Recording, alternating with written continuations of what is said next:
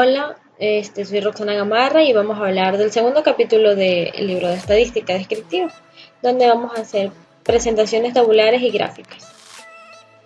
Tenemos entre los métodos tabulares y gráficos son los resúmenes gráficos o tabulares de los datos que se encuentran en reportes anuales, en artículos, en los periódicos y en los estudios de investigación.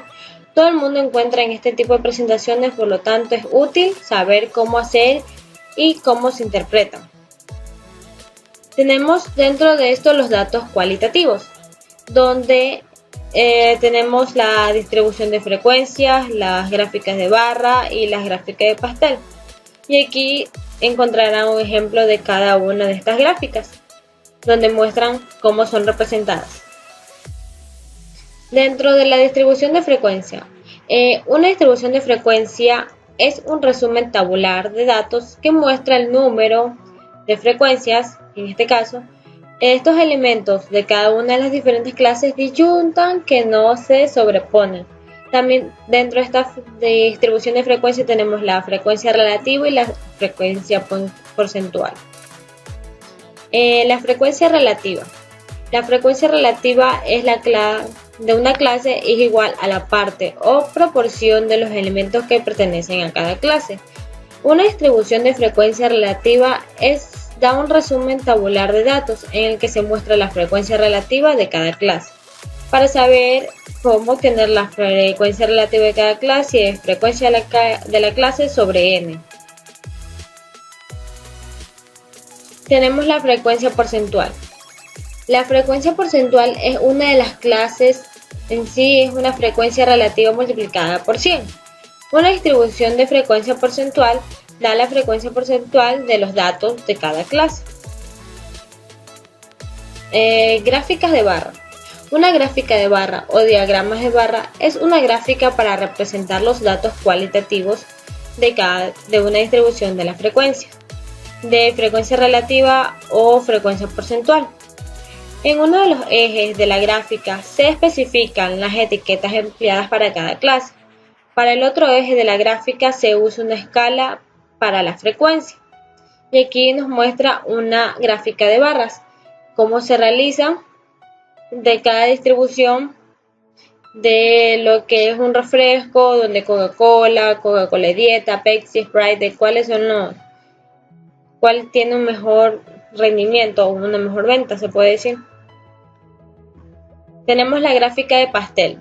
La gráfica de pastel proporciona otra gráfica para presentar distribuciones de frecuencia relativa y frecuencia porcentual de los datos cualitativos.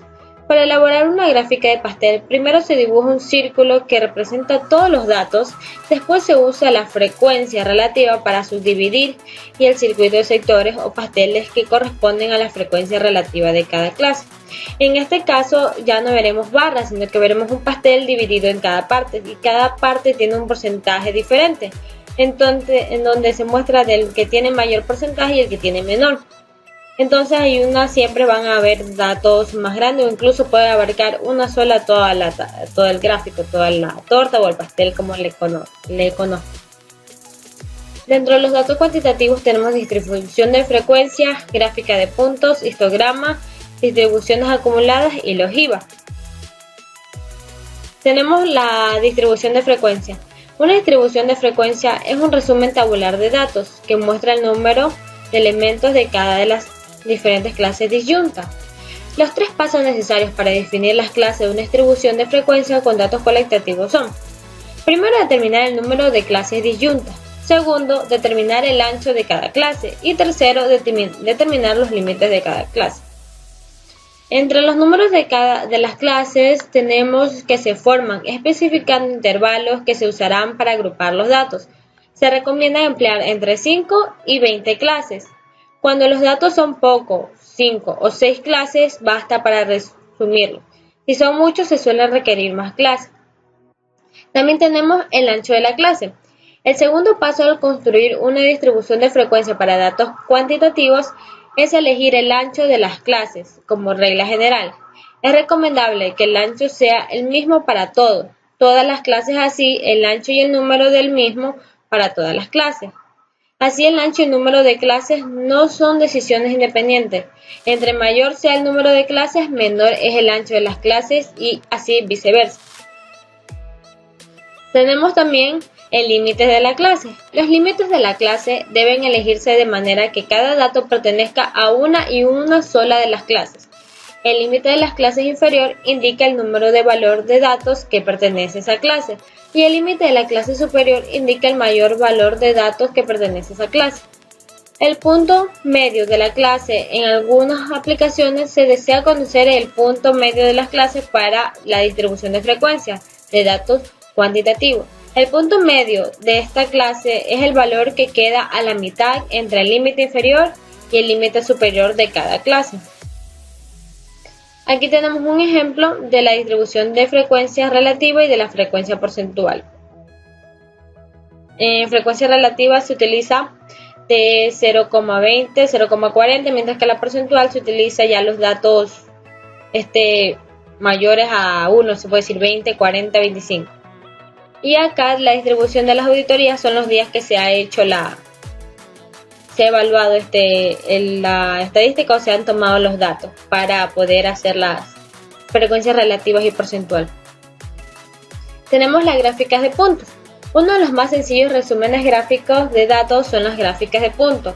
En el eje horizontal se presenta el intervalo de los datos. Cada dato se representa por un punto colocado sobre este eje, así como vemos en el ejemplo. Y las gráficas de puntos muestran los detalles de los datos y son útiles para comparar la distribución de los datos de dos o más variables. Como ya le dije, vemos en el ejemplo los puntos así ubicados dependiendo de los resultados que se obtienen. Entonces van ubicados. Pueden que hayan dos puntos al mismo tiempo, entonces se van mostrando todos los que se han obtenido en la recolección. También tenemos el histograma.